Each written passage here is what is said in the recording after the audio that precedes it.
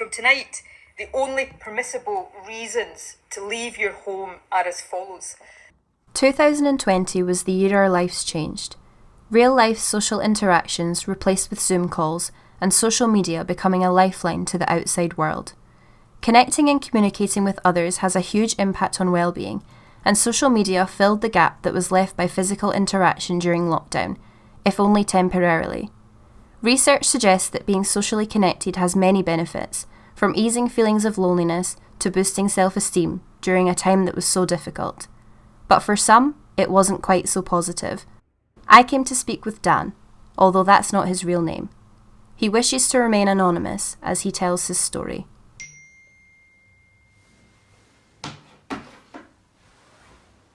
Lockdown was pretty rough. I was living away from home in a student flat by myself, and originally I'm from the borders, so it's quite a distance away from my family, which was so tough at times.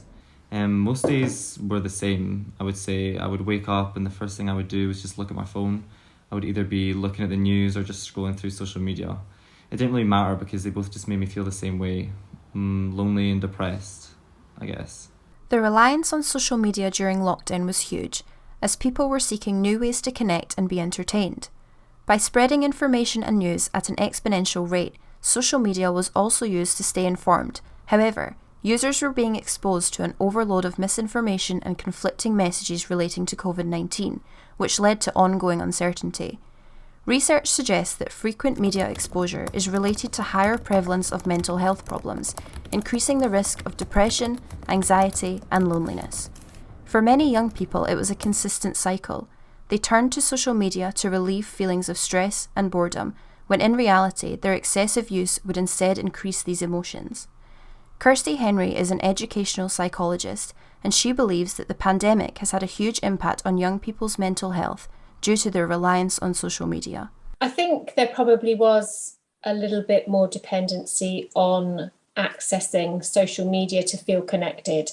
You know, we're all born into this world with the desire and the natural need to connect. So actually, when that's taken away from us, we will find something that will provide what feels like connection in whatever form that is. So I think there has been a dependency on that. And unfortunately, the downside of that is that young people and adults have developed this need to instantly have connection, instantly have a response.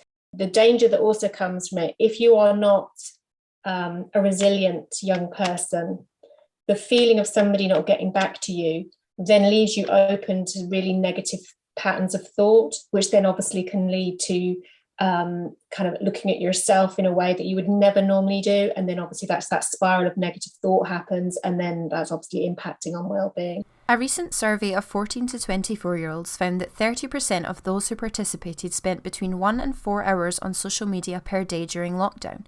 Meanwhile, 70% were spending at least 4 hours on social media every day. The interaction we have with others through social media stimulates the brain to release dopamine, otherwise known as the feel-good hormone. From receiving positive feedback on a post or gaining likes on your photo, feelings of euphoria and motivation are enhanced and therefore becomes an addiction to many people. Research suggests that the constant accessibility of social media can also highly affect concentration and focus, whilst also disturbing sleep. There came a time when I was spending most of my day in bed, occasionally dragging myself to go out for a walk. To be honest, that was probably the most exciting part of my day, like most people then. But even that was a struggle at times. Like, even when I was on a walk, I would be on social media and I could feel myself really becoming addicted to it. It was the only way I felt connected to anyone. It was all hours of the day, like during the night, and then I'd sleep till the afternoon. My sleeping pattern was completely ruined. It was just like a constant cycle, like this fear of missing out on something. I'd go on social media to escape the depressing reality of sitting in the flat, but then I'd just come off it feeling 10 times worse. Lockdown saw a huge rise in influencers making a living through their presence on social media, which, aside from bringing positivity to their followers, promoting what appears to be the perfect life, can have negative effects on many people. Of the 14 to 24-year-olds who were surveyed, 80% said they had experienced increased feelings of anxiety when using social media during lockdown, and 85% began to associate social media with negative emotions. During a time of crisis, recognising the fakes and understanding that the things we see on social media are often heavily manipulated could not have been more important.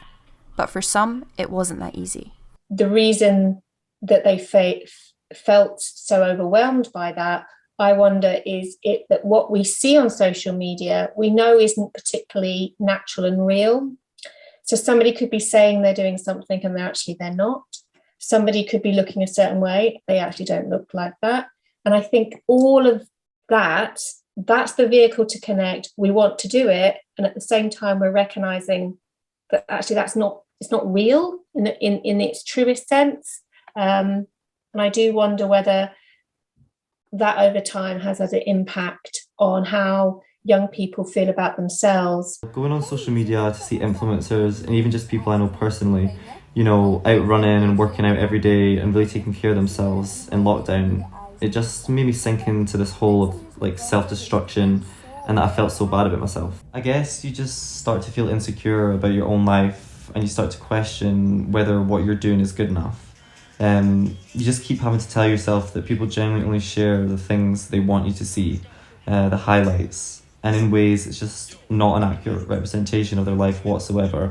I think we're all guilty of that in some way. TikTok saw a surge in users during 2020 and quickly became the social media phenomenon of lockdown, as it was the site centred around self-expression and positivity, which for many was a lifeline during the pandemic. There have, however, been questions raised over its safety of children. It is stated in TikTok's community guidelines that child safety is its top priority. However, with there being no proof of age requirement when signing up, many children are being wrongfully exposed to violent behaviour and offensive comments, and with many young people spending hours every day on the app, it could potentially be having a detrimental effect on their well-being. I've definitely always struggled a bit with my mental health growing up, and even more when I went to uni.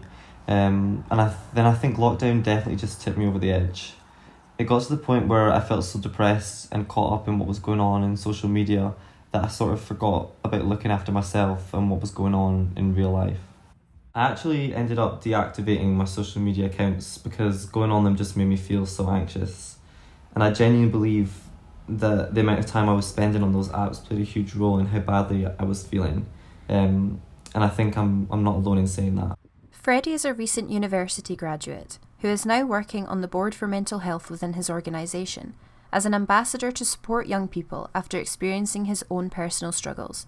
He runs weekly sessions and events, allowing a safe space for employees to talk all things mental health. What we do is take things that our members want to hear about in those sessions, and we'll watch a YouTube video and a call, and then get breakout rooms. Everybody can talk about it in smaller groups and settings because they find it a bit easier. Mm-hmm. And I think for those ones, it's great in the sense that you've got things that is going to help one person who's put forth the idea, but it actually kind of, everybody that turns up as well is going to kind of be affected by it or know somebody that's affected in certain ways about it. I absolutely love being involved, and I think it's one of those ones where last year when I did the November walk and talk session, I just opened up to everybody on Facebook, and I was like, look, I'm seeing a counsellor now, I'm doing this, I'm doing that, and that was the main reason that I went to start just get involved with everything. That's when everything kind of kick-started it for me.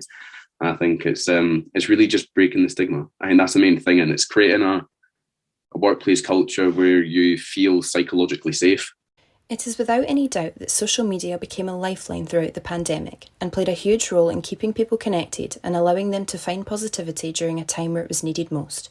However, evidence suggests that too much time spent on social media can lead to a string of negative emotions, and many young people were left feeling isolated and alone. If you are going to use social media, take your time to follow pages that are actually going to be helping. If you feel like you're suffering from something, your phone can be a friend as well. It's not always going to be your enemy. But there's pages out there, like a friend of mine, Beth, she runs a page where she just talks about her dealing with her mental health issues as well. And it's great. She'll put up stories of just her talking about her day and how she feels, different kind of approaches to dealing with things. If I could give one piece of advice to someone who's feeling like they're suffering the same as I was, I think it would be just to track how much time you're spending online and try to set a goal to reduce that. Something I found out is that you can literally have your screen time on your homepage of your phone, so that every time you unlock your phone, you can see the number of minutes that you've spent on social media that day. You can disable notifications from certain apps or even just remove the apps completely from your phone. I guess social media is a convenient substitute for boredom, so go outside, take a walk, or go for a coffee. Realise that there's a life outside of Instagram and TikTok.